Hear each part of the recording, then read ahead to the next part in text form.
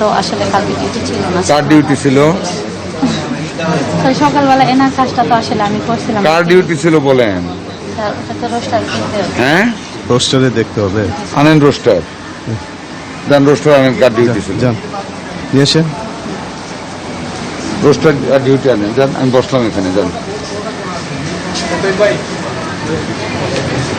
আছে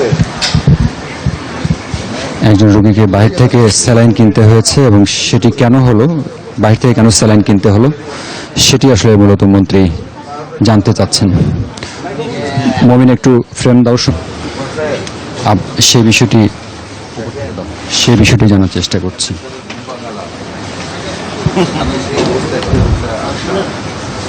এই মুহূর্তে তিনি রোগীর বেডে আসলে বসে রোগীর সঙ্গে কথা বলছেন এবং এই রোগী বাহির থেকে স্যালাইন কিনতে হয়েছে।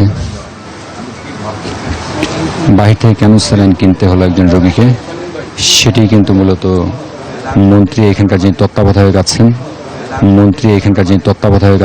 এই তত্ত্বাবধায়কের কাছে জানতে চাচ্ছেন যে বাহির থেকে কেন আসলে স্যালাইন কিনতে হলো।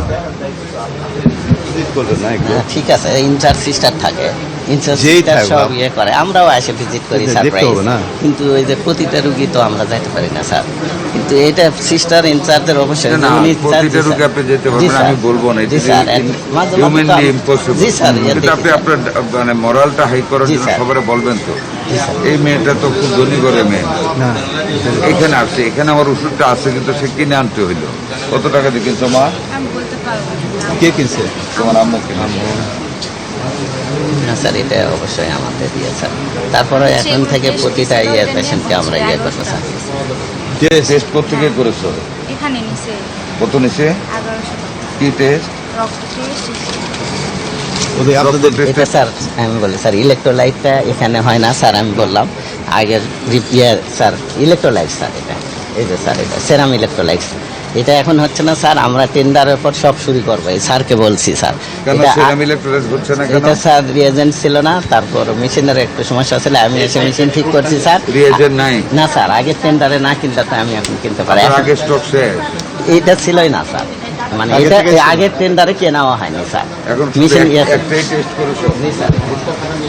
এখানে মূলত এই রোগীকে আসলে স্যালাইন কিনতে হয়েছে, পাশাপাশি এইখানে আসলে এই রোগীর যে পরীক্ষা নিরীক্ষা, সে পরীক্ষা নিরীক্ষায় বেশি টাকা লেগেছে বলে মন্ত্রী আসলে তাকে জিজ্ঞাসাবাদ করছেন। এবং এই স্যালাইন কেন দিতে হলো, কালকে যে নার্স দায়িত্বে ছিলেন সেই নার্সকে আসলে মূলত আনা হয়েছে, তিনি আসলে বলতে পারবেন যে এখানে কেন আসলে বেশি টাকা বাইরে থেকে স্যালাইন কিনতে হলো, কিংবা এই পরীক্ষা নিরীক্ষায় আসলে খানিকটা বেশি টাকা লাগলো, সেই বিষয়টি কিন্তু বলছেন আসলে।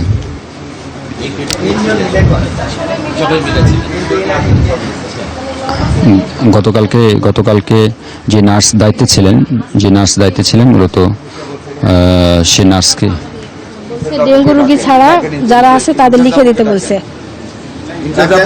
ইনচার্জ আপু ছুটিতে।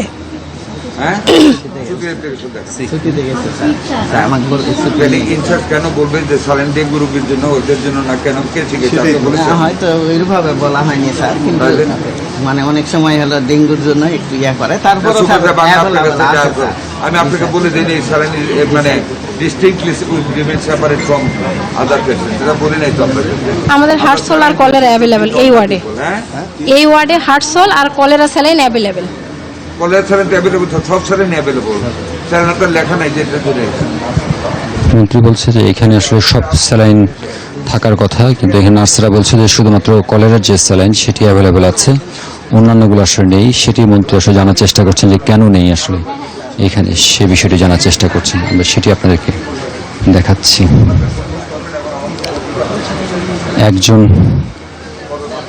একজন নার্সকে শোকজ করা হয়েছে, সম্ভবত শোকজ করা হয়েছে বলে আমরা যতটুকু বুঝতে পারছি।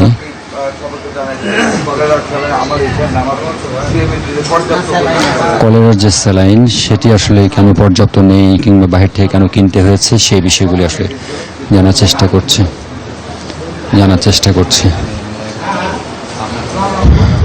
দেয় 700, ও টাকা দিয়ে দিবে স্যালাইন কিনতে যে টাকাটি খরচ হয়েছে, স্যালাইন কিনতে যে টাকাটি খরচ হয়েছে সেটি আসলে রোগীকে তিনি দিয়ে দিতে বলেছেন। অর্থাৎ যতটুকু টাকা বাহির থেকে কিনতে খরচ হয়েছে সেই টাকাটুকু তিনি আসলে মূলত এখানকার তত্ত্বাবধায়ক সে দায়িত্ব নিয়েছে যে তাকে আসলে সেই টাকাটুকু ফেরত দেবেন। এইমাত্র মন্ত্রী আসলে স্যালাইন কিনতে যে টাকা খরচ হয়েছে সেই টাকাটি দিলেন। অর্থাৎ ওই রোগীর যে স্যালাইন কিনতে টাকা খরচ হয়েছে সেই টাকাটুকু আসলে মন্ত্রী তাকে এই রোগীকে দিলেন। সম্ভবত একজন নার্সকে আসলে শোকজ করা হয়েছে এখানে। সেই চিত্রটি আসলে আপনাদেরকে দেখাচ্ছি।